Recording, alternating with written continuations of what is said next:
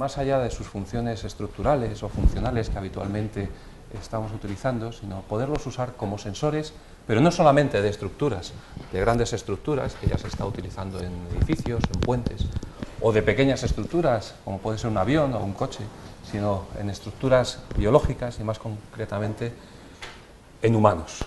Poder tener sensores para detectar lo que nos está pasando o para hacer que ciertos medicamentos vayan a ciertos puntos donde necesitamos algún tratamiento específico es uno de esos futuros posibles que tenemos al alcance de nuestra mano. Y para hablar de ello tenemos hoy con nosotros, como veis a mi derecha, a Beatriz López Ruiz. Viene de la Facultad de Farmacia de la Universidad Complutense de Madrid, es, como podéis ver, profesora titular de universidad y está dentro de la sección departamental de Química Analítica. Sus líneas de investigación, que podéis ver brevemente resumidas aquí, están dirigidas, están focalizadas hacia el diseño de biosensores enzimáticos y el diseño de genosensores. Y es de reseñar que todo este trabajo que se va a presentar aquí pues está dentro de un programa más amplio financiado por el Ministerio de Investigación, Ciencia e Innovación, creo que se llama ahora, como lo cambian de tanto en tanto me voy confundiendo, que lleva por título Diseño molecular de receptores de afinidad y catálisis y catalíticos basados en ácidos nucleicos y poliméricos molecularmente impresos. Aplicaciones analíticas. Bueno, no os asustéis por este título, lo que nos va a contar es una cosa muy introductoria a cosas mucho más profundas que, si alguien tiene interés, puede ver recogidas en estos artículos de revistas internacionales de muy alto impacto y muy alto prestigio, y que son unas líneas de investigación más prometedoras de un futuro cercano. No robo más tiempo, os dejo con Beatriz, a la cual agradezco muchísimo estar aquí, compartir su sabiduría y todos estos desarrollos que está haciendo con nosotros. Muchas gracias y bienvenida. Gracias.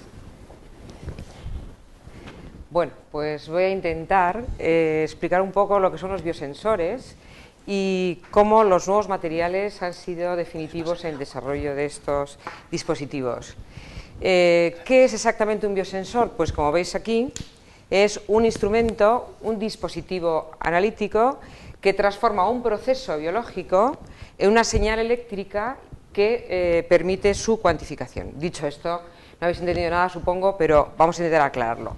Entonces, todo biosensor consta de un receptor biológico y de un transductor. Este transductor se encarga de poder medir el efecto del receptor y su unión a un determinado compuesto biológico.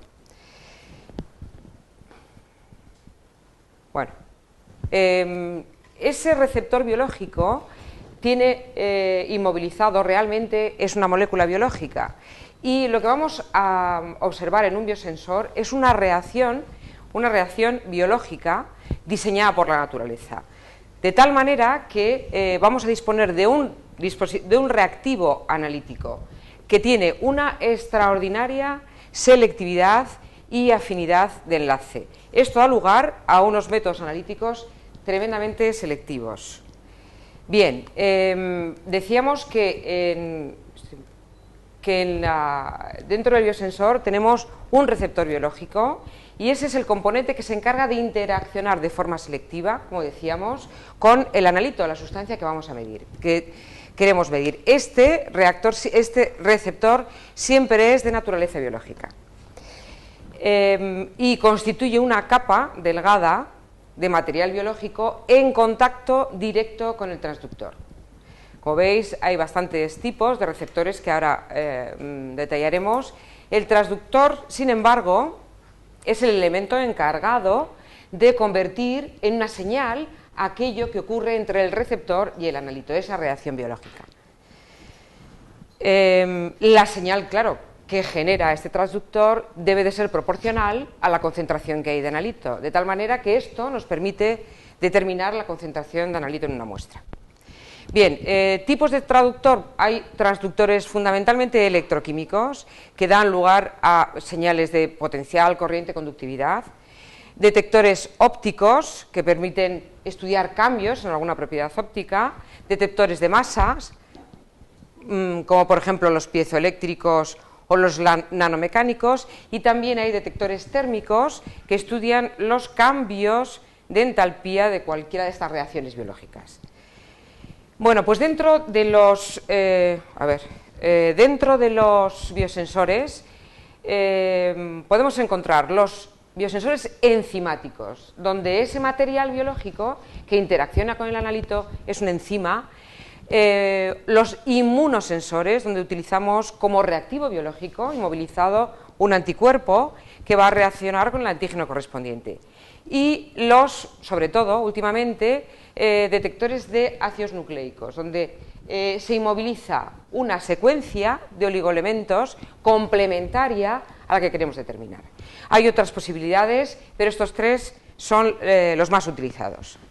Bien, pues depende, nos vamos a encontrar con dos tipos de biosensores: catalíticos, cuando la reacción biológica es una reacción catalítica, típica de las reacciones enzimáticas y fundamentalmente de las reacciones enzimáticas, porque las células y tejidos realmente se inmovilizan porque contienen enzimas. Pero tenemos otro tipo de biosensores, que son biosensores de afinidad, cuando la reacción biológica es una reacción de afinidad antígeno-anticuerpo o reacción de hibridación entre dos cadenas de ADN. El comportamiento de biosensores de afinidad y enzimáticos es diferente, es bastante distinto. El diseño de estos últimos, de los biosensores de afinidad, es más complejo y ya veremos por qué razón. Es importante, dentro del diseño de biosensores, es importante inmovilizar ese medio biológico al transductor, y tenemos bastantes sistemas de inmovilización, tanto químicos como físicos. Dentro de los químicos tenemos enlaces covalentes, intercruzamiento; dentro de los físicos, pues atrapamiento, absorción, etcétera. Y es en este aspecto donde los nuevos materiales juegan un papel bastante importante. Bueno, como es muy amplio el campo de los biosensores, tenemos que dirigirnos a uno de ellos, y yo he elegido el de los biosensores electroquímicos, primero porque son los que más conozco y segundo porque son los más utilizados y los más versátiles hasta el momento. Los biosensores amperométricos dentro de los electroquímicos son aquellos que hacen la señal es una corriente de reducción o de oxidación. Es decir, necesitamos una especie que sea capaz de oxidarse o de reducirse al potencial que ya seleccionaremos en nuestro electrodo. Los electrodos son de distinta naturaleza: platino, carbono, en fin. Ya veremos ahora que también aquí, como material electródico, es importante, vamos a encontrarnos diferentes materiales interesantes. Bien, los enzimas que se utilizan en los biosensores enzimáticos son enzimas R2. Razonablemente, de tal manera que la reacción que tiene lugar, la reacción enzimática, es una reacción R2. Por lo tanto, tanto el enzima como los componentes de la reacción son susceptibles de poderse oxidar o reducir en el transductor. Y esta es la gran ventaja de los biosensores enzimáticos, que la propia reacción biológica contiene una especie que vamos a poder detectar directamente en el transductor.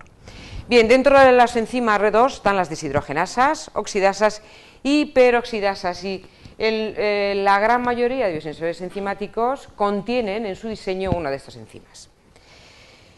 Bueno, es importante también señalar, para poder entender luego la importancia de los materiales, es importante señalar que hay tres tipos de biosensores amperométricos, tres generaciones: la primera, la segunda y la tercera generación. Como veis, en todas ellas tenemos el transductor, electrodo, sobre el que se encuentra el enzima inmovilizado. En el primer caso, lo que detectamos en el electrodo, en el transductor, es la oxidación o reducción de algún reactivo o producto de la reacción enzimática. Por ejemplo, en este caso, en la reacción enzimática se consume, esto es propio de las oxidasas, se consume oxígeno y se transforma en peróxido de hidrógeno. Pues podemos, una de dos, o determinar el peróxido de hidrógeno producido oxidándolo en el electrodo, o por el contrario, determinar el oxígeno consumido en la reacción, es decir, un descenso en la señal, reduciéndolo en el electrodo. Este sería el caso de los biosensores de primera generación, los primeros que se utilizaron. De hecho, este es el primer electrodo propuesto, el electrodo de Clark. Era un electrodo de oxígeno, electrodo de platino, y alrededor del electrodo de platino inmovilizó glucosa oxidasa. Por lo tanto, es un electrodo, es decir, al añadir glucosa a la disolución, al añadir glucosa, la glucosa reacciona con la glucosa oxidasa, enzima inmovilizado, consumiendo oxígeno y generando peróxido de hidrógeno. Bien, pues en este caso, lo que el transductor, el potencial de ese transductor fue un potencial negativo y por lo tanto se observaba la reducción del oxígeno, es decir, se veía a lo largo del transcurso de la reacción enzimática cómo descendía la cantidad de oxígeno en el medio. Fue el primero de los electrodos propuestos, de los biosensores, perdón, y a partir de aquí ha comenzado el gran desarrollo e innovación de los mismos. Bueno, como electrodo, como biosensor de segunda generación, es, como veis, similar al primero, pero introduce un nuevo elemento. Un elemento que llamamos mediador y que tiene una función, y es que en estos casos, los electrodos de primera generación, a veces se necesita un sobrepotencial para determinar, para analizar o el reactivo o el producto. Necesitamos trabajar a potenciales muy elevados. Si esos potenciales están elevados, puede ocurrir que en la muestra problema haya sustancias que también se oxiden o se reduzcan. Por lo tanto, interfieren en la medida. Es interesante trabajar, siempre que se pueda, a potenciales lo más próximos a cero, para evitar posibles interferencias. Y en ese sentido, se introduce el mediador. El mediador es una especie R2, pero que tiene más facilidad para reducirse u oxidarse que estos productos de la reacción enzimática. Por lo tanto, ¿qué se consigue con el mediador? Reducir el potencial de trabajo y, por lo tanto, reducir las posibles interferencias que hay en la muestra problema. Bien, es más complicado su diseño, ya que, por un lado, hay que inmovilizar una molécula grande como es una enzima, una proteína, y luego hay que inmovilizar el mediador, que suelen ser moléculas pequeñas. Por lo tanto, el diseño se complica un poco más. Aquí tendríamos el típico diseño con el electrodo, el mediador, el enzima y la reacción del sustrato con el enzima. Un mediador muy utilizado es el ferroceno. Bien, y por último están los electrodos de tercera generación, en los que lo que se determina, lo que se mide, como hemos dicho, que son enzimas, pero enzimas R2, es decir, enzimas que en la reacción enzimática cambian su estado de oxidación, pues podemos perfectamente medir en el electrodo su oxidación o su reducción. ¿Por qué no se hace? Parece el diseño más simple en principio. ¿Por qué no se hace? Primero porque al inmovilizar el enzima directamente sobre la superficie electródica, la mayoría de las veces se desnaturaliza el enzima. Pero hay otro problema adicional, y es que el centro activo de los enzimas o de las enzimas está en el interior de su estructura terciaria, con lo cual no se puede poner en contacto con la superficie del electrón, entonces es imposible conseguir llevar a cabo esa reducción o esa oxidación. Son muy pocas las proteínas que tienen sus centros activos en la superficie de la misma, no dentro de su estructura terciaria. Entonces, en el caso de la mioglobina o del citocromo C, sí que se puede llevar a cabo un estudio directo de la oxidación o reducción de esta proteína, pero son escasas las proteínas enzimas que ocurre esto. De hecho, digamos que la mayoría de los materiales que vamos a ver hoy están encaminados, son materiales nano y microestructurados, de tal manera que están encaminados a introducirse dentro de la estructura terciaria y formar como una especie de cable entre el centro activo y el electrodo, un cable eléctrico, o sea, conductor. Bueno, estos eran los biosensores enzimáticos, los más sencillos en su diseño, por lo que acabamos de ver. También aparecen los inmunosensores. Los inmunosensores se utiliza como reactivo biológico, ese reactivo que inmovilizamos en el transductor, un anticuerpo. Un anticuerpo tiene la capacidad de unirse de manera específica al antígeno correspondiente. Bueno, pues en el diseño de los inmunosensores es más complicado, porque la reacción es una reacción de afinidad. Inmovilizamos el anticuerpo correspondiente a el analito que queremos determinar. lo inmovilizamos. Tenemos, en los inmunosensores se llevan a cabo los mismos análisis, los mismos ensayos que en cualquier inmunoanálisis, competitivo y no competitivo. Os cuento un poco por encima en qué consisten. Entonces, aquí estamos inmovilizando el anticuerpo. Este es un ensayo competitivo. Lo inmovilizamos ese reactivo, pero no en exceso, sino una cantidad limitada de este reactivo. Nuestro analito, aquí tenemos una muestra con nuestro analito, entonces tenemos la reacción de afinidad antígeno-anticuerpo no genera ningún cambio en nuestro transductor electroquímico. Entonces tenemos que añadir de alguna manera una marca para poder detectar la magnitud de esa reacción. Entonces, en la muestra problema tenemos el analito y además añadimos analito marcado. Lo vamos a marcar con algo que nos permita luego hacer una señal electroquímica, la mayoría de las veces con una enzima, como vamos a ver. Entonces, en este caso es un análisis competitivo, sencillamente porque cuanto mayor sea la cantidad que tengo de analito, menor será la cantidad de analito marcado que se una a nuestro reactivo inmovilizado.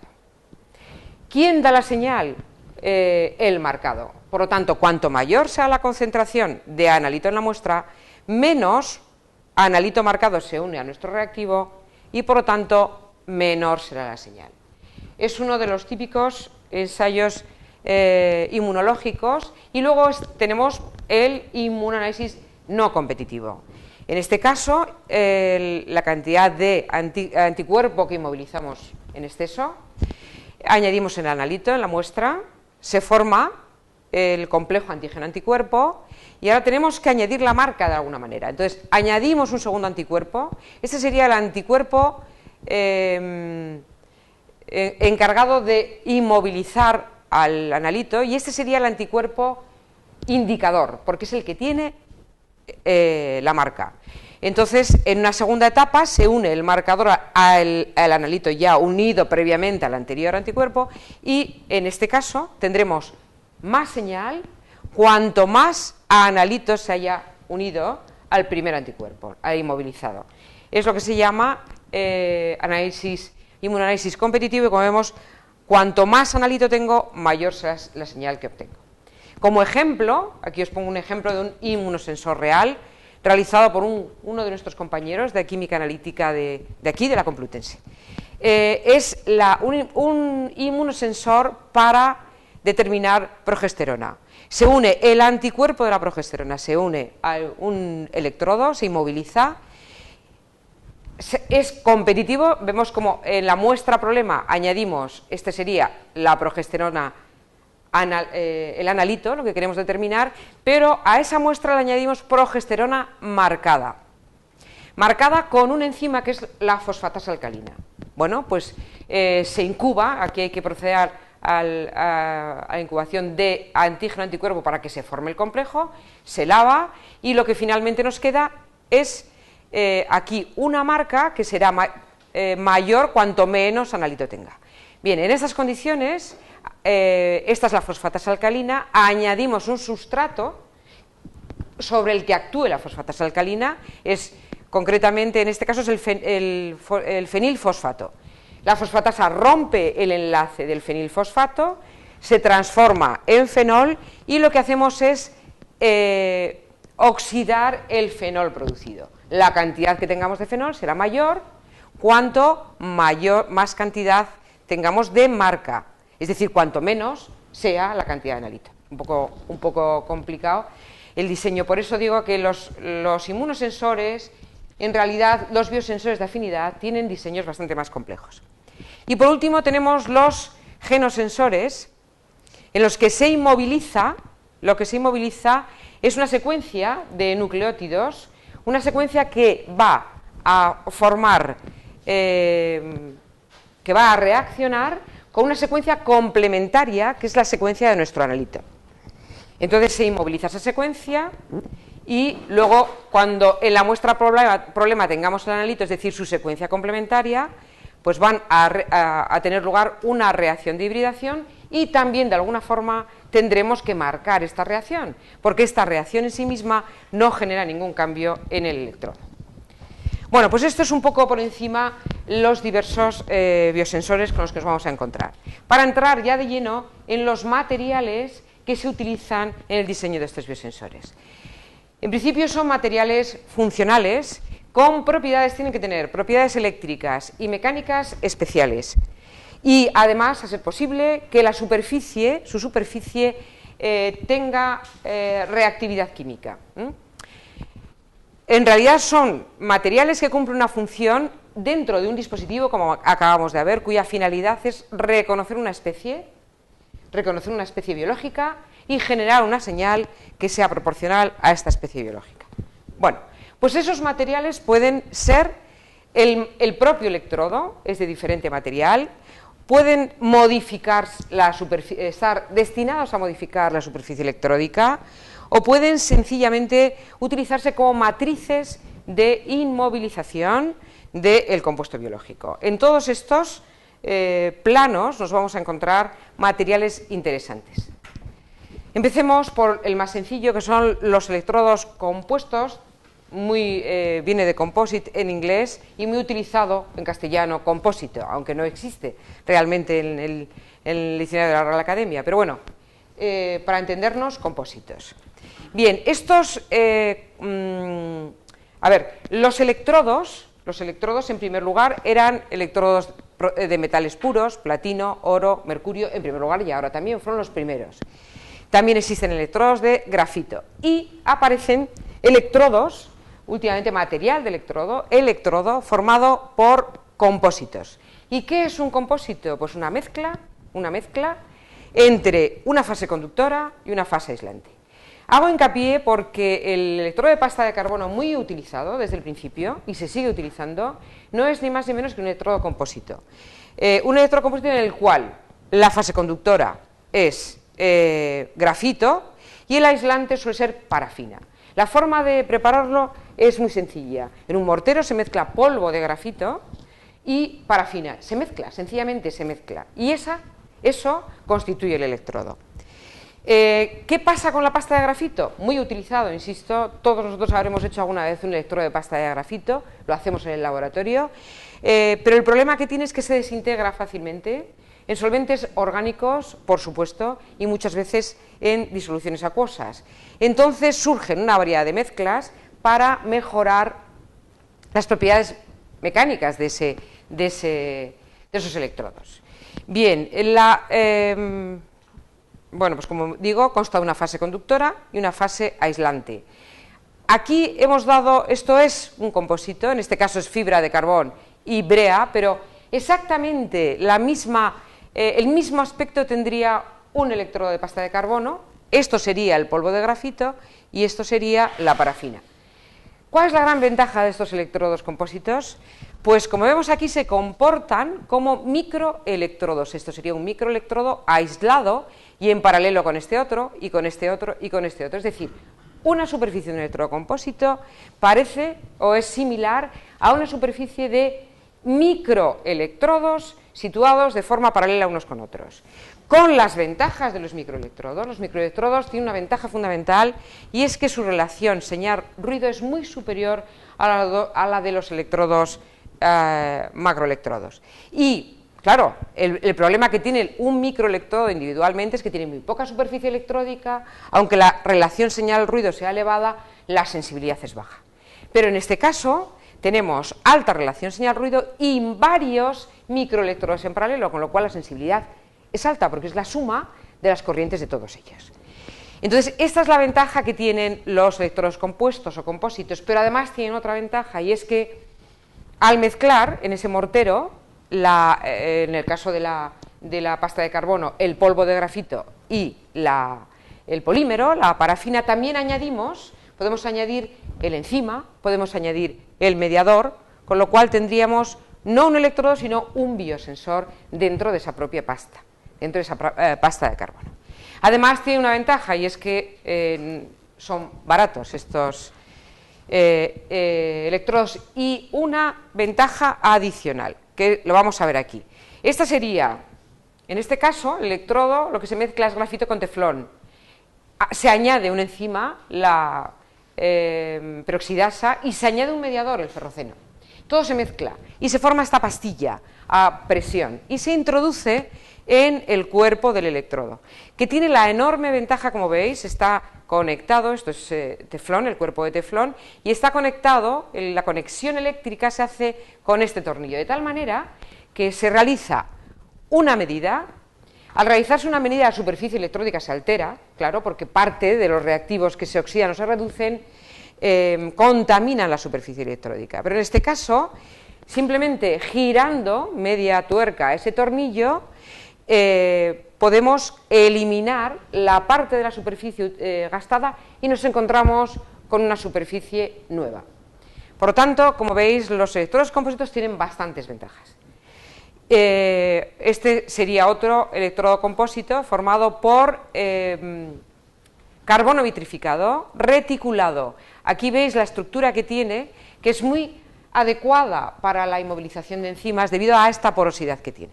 Por lo tanto, aquí se mezcla carbono vitrificado, se mezcla con epoxi, se le añade la enzima, el mediador, lo que haga falta, y volvemos a tener el material que se introduce en el cuerpo del electrodo.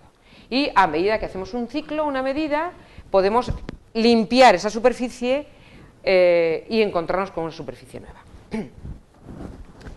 Bueno, aquí os pongo 4 ejemplos para que veáis que en estos electrodos han utilizado una enzima y un mediador, dos enzimas y mediador. Por lo tanto, la versatilidad de los sensores compósitos es enorme. Bueno, voy rápido y un poco por encima, como os decía. Ahora, últimamente se están utilizando mucho los electrodos serigrafiados. La técnica de serigrafiado utiliza una tinta y se forman electrodos de la naturaleza que nos podamos imaginar. Aquí vemos un electrodo de oro curado a baja temperatura, un electrodo de oro serigrafiado curado a alta temperatura, un electrodo de carbono, serigrafiados. Por ejemplo, la variedad, esto lo tenemos en el mercado, la variedad es enorme. Aquí tenemos, veis, un electrodo de carbono y lo que últimamente está ofertando las casas comerciales es electrodos de carbono ya modificados. Y aquí tenemos el caso de un electrodo, no se ve del todo bien, pero este está modificado con nanotubos de carbono. Luego hablaremos de los nanotubos de carbono. Aquí veis, no se ve bien, luego lo veremos mejor en otra transparencia. Este mismo electrodo que se ha modificado al que se le han añadido nanotubos de carbono, que tienen grandes ventajas en el desarrollo de los biosensores. En este, sin embargo, se han añadido nanopartículas de oro. Por lo tanto, nos podemos encontrar con una enorme variedad de electrodos serigrafiados. Los compramos, se utilizan una sola vez, pero son muy baratos, con lo cual las ventajas son enormes. Y además, tienen este aspecto, los podemos utilizar directamente. Aquí está, no lo hemos visto antes, pero estos electrodos ya llevan todos los electrodos necesarios para hacer la medida, es decir, el electrodo de trabajo y las 3 conexiones del electrodo auxiliar, trabajo y de referencia. Por lo tanto, la medida la podemos realizar directamente aquí. Esto lo introducimos en el potenciostato, añadimos ahí una gota y hacemos la medida. O lo introducimos en una disolución o en una célula de flujo. Por lo tanto, son enormemente versátiles, baratos y además tienen grandes ventajas porque estos electrodos son bastante más porosos que sus correspondientes electrodos macroelectrodos, con lo cual mejoran la transferencia de electrones, transferencia electrónica, como veremos ahora. Aquí se ve claramente. En este caso, es una voltametría cíclica de la dopamina en un electrodo normal de carbono vitrificado, y en un electrodo, serigrafiado. Aquí tenemos lo mismo con la hidroquinona. Y lo que podemos observar es que pasamos de un proceso, el rojo, cuasi reversible, a un proceso completamente reversible. En ambos casos es el mismo material de electrodo, carbono. Sin embargo, en un caso serigrafiado y en otro caso un bloque de electrodo, y vemos cómo cambia la transferencia electrónica. Se mejora en el caso de los electrodos serigrafiados, luego es una ventaja adicional. Bueno, tenemos los electrodos modificados con materiales poliméricos.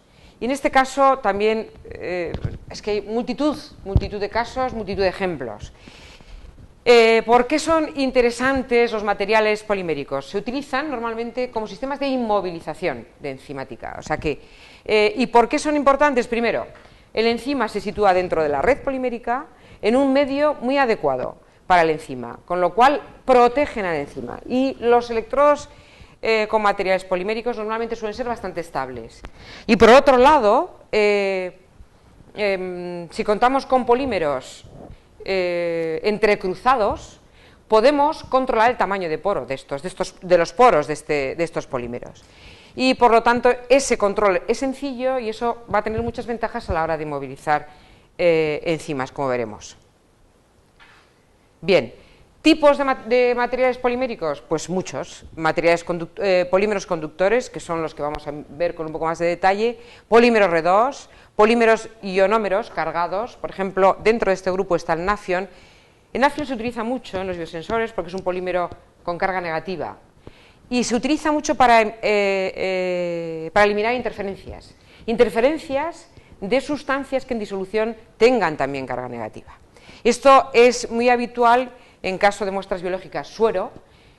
Siempre tenemos presente el ácido ascórbico, el ácido úrico, que al pH de trabajo, pH 7 normalmente, tienen carga negativa e interfieren, son fáciles de oxidarse, interfieren en cualquier medida de cualquier biosensor. Una manera de evitarlo es colocar una película de nafion sobre la superficie electródica, de tal manera que cargas negativas se repelen e impiden que estas sustancias interferentes se aproximen a la superficie electródica y por lo tanto eliminamos la interferencia. Se utiliza mucho, por eso os lo comento. Y luego, ¿de qué manera podemos colocar ese polímero sobre la superficie electródica? Tiene que estar en contacto con la superficie electródica porque contiene el enzima o el material biológico. Nos encontramos con dos versiones, dos modalidades, películas o micropartículas. Bien, decía que quería hacer hincapié en los materiales conductores. Los materiales conductores tienen una ventaja fundamental y es que se polimerizan en la superficie del electrodo, in situ. Es decir, preparamos una disolución con el monómero correspondiente, típicos polímeros conductores, la polianilina, el polipirrol. Preparamos una disolución con el monómero, supongamos anilina, ¿y qué hacemos? Introducimos el electrodo, que va a ser el transductor de nuestro biosensor, lo introducimos en esa disolución que contiene anilina y comenzamos a hacer ciclos de potencial, barridos de potencial.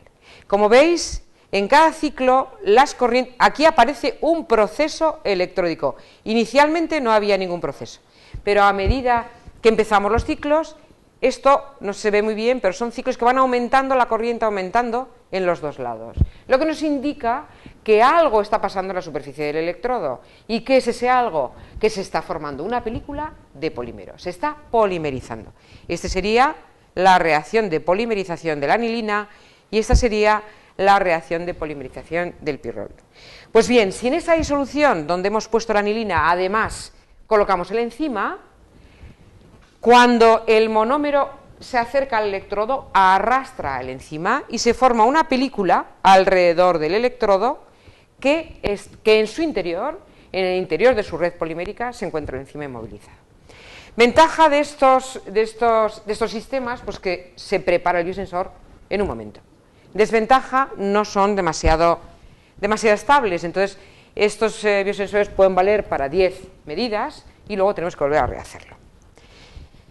Pero bueno, son bastante útiles. En cuanto a las micropartículas poliméricas, nosotros hemos trabajado mucho con las micropartículas poliméricas.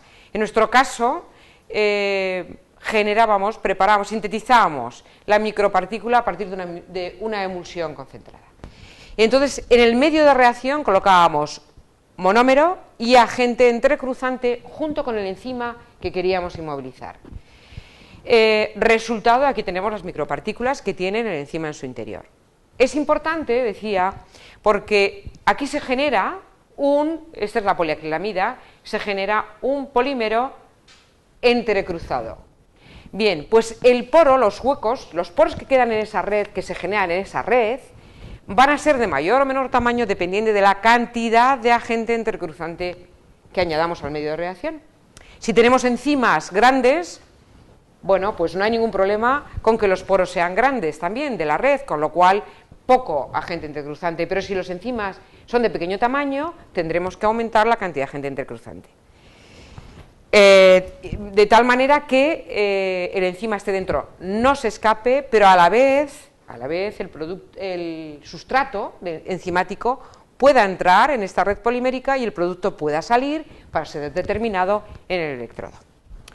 Bien, en este caso, bueno, insisto que la variedad es enorme. Este es el caso de las partículas de poliacrilamida, que son microgeles en el sentido de que, dependiendo de la temperatura, se hinchan o se colapsan, y esto es importante a la hora de hacer medidas electroquímicas, porque si la partícula está colapsada, la reacción enzimática va a estar dificultada, por ejemplo, pero también tiene ventajas. Aquí tenemos una micrografía de las micropartículas. También hemos preparado micropartículas conductoras, sustituyendo parte de acrilamida por pirrol, con lo cual se genera ese cable, otra vez, es un polímero conductor, que se introduce dentro de la enzima y se genera ese cable que une el centro activo de la enzima con la superficie electródica. Por lo tanto, en estas micropartículas se puede determinar directamente el proceso de oxidación de la enzima. Y por último, a ver, ¿qué estoy haciendo?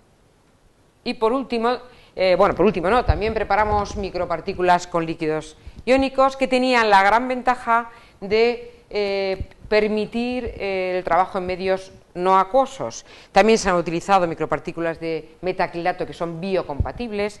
En fin, también, como veis, es muy versátil. Tenemos, voy pasando rápido, electrodos modificados con monocapas autoensambladas. ¿Qué significa todo esto? Bien, pues el objetivo es generar alrededor del electrodo una capa de moléculas biológicas, lo más semejante posible a la situación real biológica.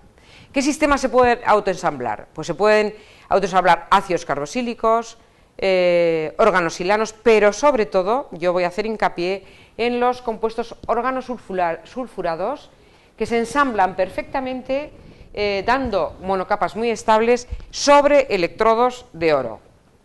Bien, vemos el electrodo de oro y siempre que tengamos compuestos sulfurados, disulfuro, sulfuro o tiol, estos automáticamente, espontáneamente se unen formando un enlace bastante fuerte con el electrodo de oro.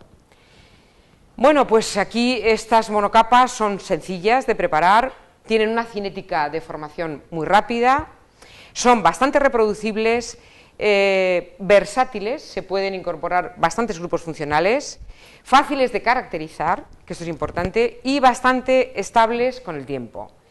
Bien, hay dos estrategias de modificación, que son, primero modificamos el enzima con un agente sulfurado y ese complejo se une luego al electrodo. O por el contrario, primero modificamos el sustrato, modificamos el electrodo con un reactivo sulfurado y a él luego se le une el enzima.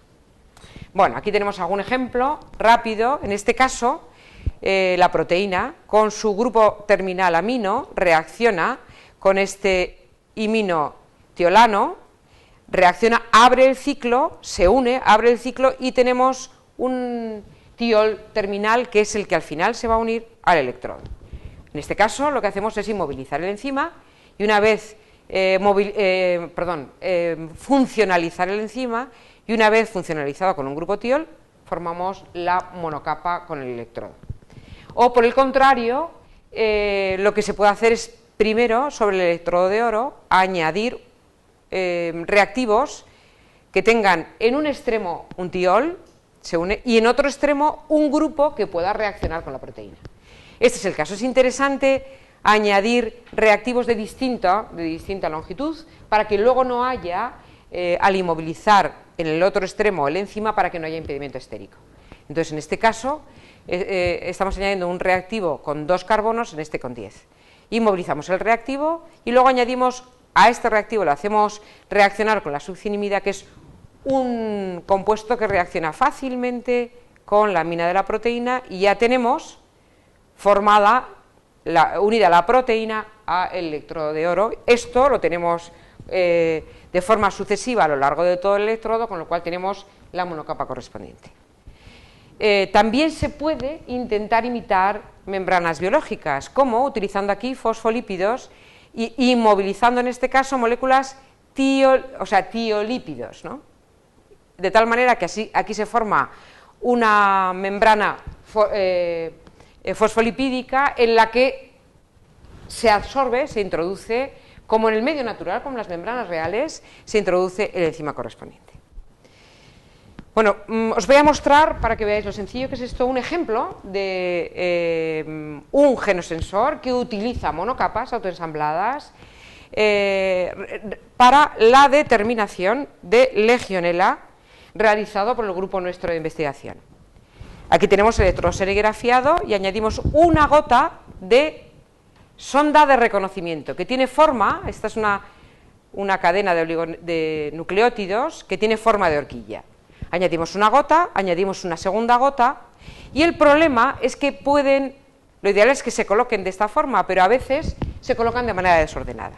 Entonces, inmediatamente después se le añade un bloqueante que lo que hace, que es un tiol, que lo que hace es organizar, hacer que la sonda se coloque de forma ordenada, es decir, se genere una monocapa ordenada.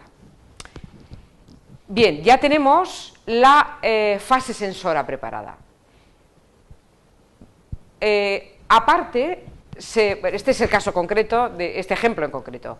Aparte, aquí tenemos el rojo, con rojo estamos indicando el analito, el ADN de nuestro analito, de la Legionella, que primero lo hacemos reaccionar con una sonda de reconocimiento. Os he dicho que los genosensores, los inmunosensores, necesitan una marca para poder luego medir la magnitud de la hibridación, poderla medir en el electrodo. Pues bien, aquí por eso necesitamos una sonda de captura y una sonda de indicadora, dos sondas que reaccionan con nuestro analito, es decir, que son cadenas de nucleótidos complementarias, muy estudiadas previamente, complementarias con nuestro analito. Bien, entonces, una vez que ya tenemos como os digo, la superficie sensora preparada, primero se realiza esta hibridación de forma homogénea externa a nuestra fase sensora, y después se añade una gota de esta disolución, se añade al electrodo, con lo cual se va a abrir la horquilla y se va a formar la hibridación, es decir, ya tenemos el resultado. Nuestro analito reacciona, por una parte, con la sonda de reconocimiento y otra con la sonda indicadora. La sonda indicadora está marcada, en este caso, con biotina. Entonces, ahora lo que tenemos que hacer es añadir el marcador. ¿Y cuál es el marcador? Un enzima marcado con streptavidina. Se utiliza muchísimo en medios biológicos esta unión, biotina-avidina o biotina-derivados de avidina. Es una unión de gran afinidad que da lugar a enlaces muy estables. Por lo tanto, ya tenemos nuestras sondas donde se ha producido la hibridación, ya lo tenemos marcado con enzima. Ahora solo tenemos que añadir el sustrato de este enzima. Bien, pues añadimos otra gota con el sustrato de enzima, y como veis, al añadir el sustrato, ese sustrato colocamos un potencial, hacemos un barrido de potenciales y observamos su señal. Medimos la señal de este sustrato, que será tanto mayor, esta señal, cuanto más enzima tenga en la superficie sensora, es decir, cuanto mayor sea la magnitud de la reacción de hibridación, más cantidad de analito tenga la muestra problema. Bueno, no podemos olvidarnos de la cantidad de materiales que existen derivados del carbono. Son muchísimos los materiales que existen, algunos forman parte de la superficie electródica, carbón vidrificado, grafito, diamante, otros, sin embargo, sirven para modificar las superficies electródicas. Últimamente están de moda el grafeno, y sobre todo los nanotubos de carbono. Tengo que hacer una revisión rápida. El grafeno tiene este aspecto, son capas perfectamente planas. Tienen, tanto el grafeno como los nanotubos de carbono tienen propiedades eléctricas, mecánicas y térmicas excepcionales, de ahí el que se utilicen tanto últimamente en los biosensores. Tiene otra ventaja, y es que aquí se puede colocar, se puede intercalar el enzima y movilizar con bastante estabilidad. El problema del grafeno es que esas capas tienden a agregarse, a formar agregados, y esto no interesa. Entonces siempre hay que añadir algún compuesto que evite el que se formen esos aglomerados. Vamos a poner un ejemplo de un biosensor diseñado con grafeno, en el que se añaden líquidos iónicos para evitar esa agregación. Y además los líquidos iónicos han demostrado que tienen una transferencia electrónica directa con los enzimas R2, con lo cual tiene dos ventajas. Bien, en este caso se trata de un biosensor para determinar alcohol, con alcohol deshidrogenasa.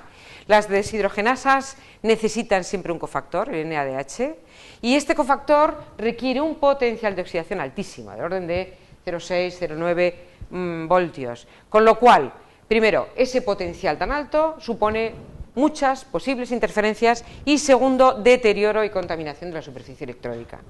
Bien, pues este biosensor, que está formado por grafeno, estas son el grafeno unido a los líquidos iónicos, y a el enzima, en este caso es la alcohol deshidrogenasa, como veis, normalmente se le añade algún estabilizador de las proteínas, en este caso el quitosano, que no es ni más ni menos que un hidrocarburo, que una cadena con muchos amino terminal. Entonces, como veis, este es el electrodo, este es el biosensor, y aquí vemos la diferencia en los barridos electroquímicos. Por ejemplo, si solo hubiéramos tenido el electrodo de carbono, el potencial que tendríamos que aplicar para oxidar el NADH es de menos 0,77. Lo mismo si tenemos el carbono con el chitosan o quitosan. Sin embargo, ¿qué es lo que nos interesa? Cuando tenemos este biosensor, es decir, con el carbono con grafeno, líquido iónico y quitosan, el potencial, como veis, se reduce enormemente, con lo cual se evita la contaminación en gran medida de la superficie y se evita la posibilidad de interferencias. Bueno, aquí hay otro ejemplo, me lo voy a saltar porque si no me va a dar tiempo. Otro ejemplo también sobre las capas de grafeno, se inmovilizan la tirosinasa. Aquí tenemos las dos superficies. Y vamos a pasar a los derivados del carbono. Ya, 5 minutos. Bueno, pues los derivados del carbono tengo que pasarlos rápidos. Los nanotubos, perdón. Los nanotubos no son ni más ni menos que lámina de grafeno enrollada, y tiene la propiedad, el diámetro de estos tubos es del orden de nanómetros. Los hay de estructura sencilla o de pared múltiple. Tienen unas propiedades mecánicas, eléctricas, como os decía, excepcionales para la formación de biosensores. Bueno, aquí tenemos distintas micrografías. Aquí se ven, en esta en concreto, esto es un conjunto, una cuerda de nanotubos unidos por fuerzas de Van der Waals. Aquí se ven las multicapas, este es un nanotubo con múltiples paredes, y se ven perfectamente en esta micrografía cada una de las paredes. Bueno, en este caso este es el primer genosensor que se publicó con nanotubos, pero bueno, aquí en este caso tenemos cómo, vamos a pasarlo porque si no me da tiempo, y tengo bastante, aquí hay una mezcla de nanotubos. Esto es un compósito nanotubo con polianilina, como os contaba, se polimeriza la anilina en presencia de nanotubos, los nanotubos quedan dentro en contacto con la superficie electrónica. Pero este sería el resultado final. Pero sobre todo tengo mucho interés en hablaros de las partículas magnéticas, porque las partículas magnéticas que su origen, o sea, que han aparecido con esta aplicación hace no más de 10 años, menos de 10 años, entonces tiene muchas ventajas en cuanto a esos biosensores de afinidad. Primero, son nano o micropartículas, con lo cual el área superficie, la relación superficie-volumen es enorme, con lo cual aumentan mucho la sensibilidad del ensayo, y luego se pueden separar fácilmente mediante un simple imán. Son magnéticas, un simple imán permite la separación de la fase sensora, de la fase biológica. Bueno, pues por ejemplo, en este caso, también realizado en nuestro grupo de investigación, una micropartícula magnética, a ella se le une la sonda de reconocimiento, como veis, tiene lugar la reacción de hibridación y luego se lleva a cabo la detección, lo mismo que hemos hecho antes, la detección en el electrodo. Bueno, pues, pero las partículas magnéticas tienen la ventaja, y esto es lo que os quiero mostrar aquí, de que se puede, todo este estudio, todo esto se puede realizar en un sistema microfluídico, que están bastante de moda últimamente. Esto sería el chip microfluídico. Por aquí introducimos la muestra con las micropartículas o nanopartículas magnéticas. Esto es una serie de microelectrodos en serie, y el estudio sería más o menos así. Se introducen las micropartículas en el sistema microfluídico. Las micropartículas, como veis, están completamente modificadas. Se añade el imán al electrodo, se añade el imán y quedan retenidas, las micropartículas quedan retenidas en la superficie de esos microelectrodos en serie. Una vez se realiza la medida, va aumentando la señal, las micropartículas están aquí, y entonces va aumentando la señal. Y una vez que se ha realizado la medida, se retira el imán, con lo cual volvemos a tener todo el sistema preparado para hacer una segunda medida. Entonces, últimamente somos cada vez más los que nos estamos aficionando a las partículas magnéticas, porque tienen esta gran ventaja de tener una superficie nueva en poco tiempo. Aquí, como no he hecho ningún ejemplo de inmunoensayo, aquí tenemos un ensayo inmunomagnético con partículas también, termino ya, con partículas magnéticas. Se une el anticuerpo, se une el antígeno, se forma la reacción antígeno-anticuerpo y se une al electrodo mediante un imán. En el momento en que hayamos hecho la medida, lo separamos, quitamos el imán y volvemos a tener una nueva superficie electródica. Y bueno, esto es todo. Muchas gracias por atenderme. No sé si he conseguido transmitiros algo de esto. Gracias.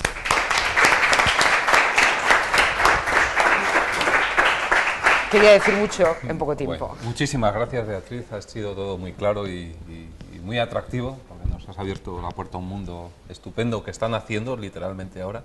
Sí. Y bueno, pues hay tiempo para algunas preguntas, si os animáis. No hay ninguna pregunta. Yo tenía por lo menos una, y es: ¿cómo de lejos está esto de la aplicación práctica? Ya hay mucho. En concreto, el glucómetro es un biosensor de glucosa oxidasa, y es que el que utilizan los diabéticos para medir su contenido, su nivel de glucosa. Y bueno, patentes hay un montón. Bien, es verdad que hay muchísimos artículos publicados, muchísimos, que luego no se transmiten en el mercado. Pero bueno, yo creo que estos materiales nuevos están ayudando a que se comercialicen cada vez más. Yo creo. O sea, que en principio podríamos medir casi cualquier cosa. Cualquier cosa, en principio, cualquier cosa. Llevar un ordenador. Bueno, cualquier cosa, no sé, quizá demasiado ambicioso. No, pero llevar un ordenador de a bordo, es decir, en este caso de la persona, y ir teniendo información en tiempo real de lo que nos está pasando. Sí, eso sí. Y unos precios encima razonables. Exactamente. Muy bien. Pues, sin más preguntas, muchas gracias a todos. Pues nada, gracias a vosotros. Y sobre todo a Beatriz por estar aquí. Gracias.